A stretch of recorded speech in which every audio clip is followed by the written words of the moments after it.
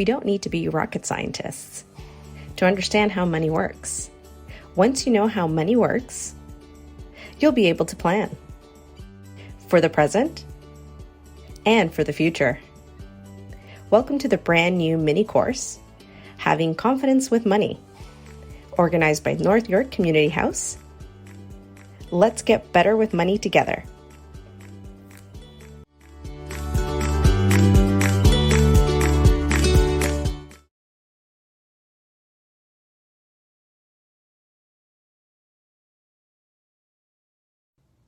If I said to you TFSA, RRSP, RESP, does this ring a bell? The banking system in Canada is full of acronyms, and if you, like me, are confused about this, no worries, you've landed in the right place. Hi, I'm Lorenzo, the online programming coordinator at North York Community House. And in this video, we're going to find out what the most common acronyms are and what they mean. How? With the help of EOT, our financial literacy worker. Are you ready? Let's start. Hi, everyone. Hi, EOT.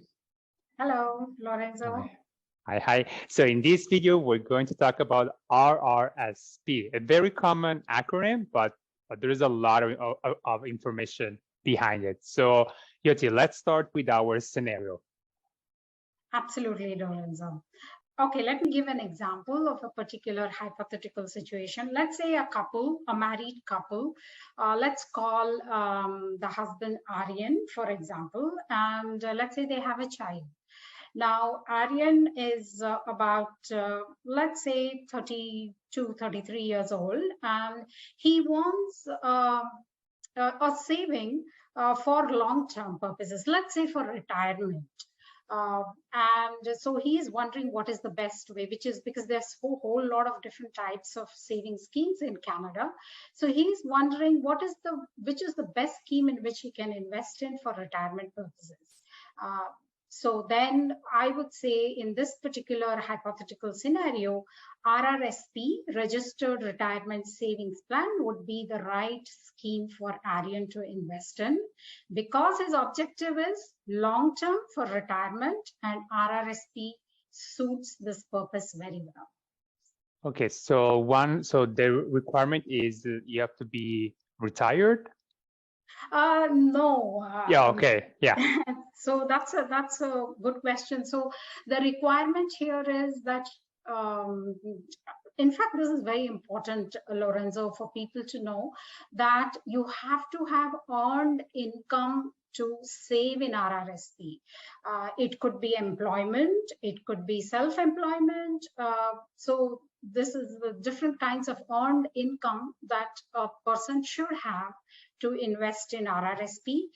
And it's also very important to know that you should begin 1 year after your first job. Like let's say a newcomer comes to Canada and gets a job, is lucky enough to get a job in the year that he arrives in Canada. He cannot invest in RRSP in the first year. It's only from the second year because you have to earn what is known as contribution room. And once you earn the contribution room by being in employment for 1 year, so that is when you can contribute to RRSP in the second year. So anyone who has some kind of employment can start RRSP because it's basically for retirement, right? So you save for the entire length of time that you're working, maybe 35, 40 years, and build a sufficient fund at the end so that you can, when you retire, you have this fund. Okay, and you can open at any financial institution, correct? Oh, absolutely. At any financial institution you can open. And but one of the most important things, Lorenzo, here is that you can invest in RRSP till you are 70 years of age.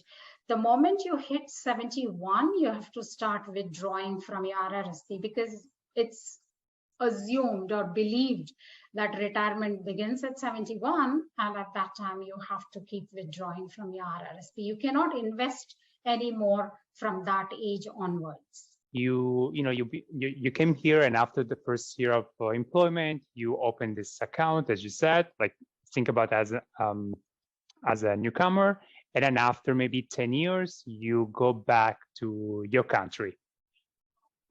That What is, happened? yes, that is a very important question, because it depends on what pension scheme your country has. So that's why it's important to know what your future plans are when you open your RRSP. Do you plan to stay in Canada for, make Canada your home and stay here forever? Or do you want to go back? So if you want to go back, then the tax treaty issues transfer of money to your other pension fund at your home country, and or wherever you want to, go after 10 years in this example. So it's important to know. So there will be tax considerations. Okay, and that's great to know. So if you need support, Yoti again will be available to provide support. So thank you, Yoti, and I will see you in our next video. Thank you. Okay. Thank you, Lorenzo. Take care. You Bye-bye. too. Bye-bye. Bye-bye.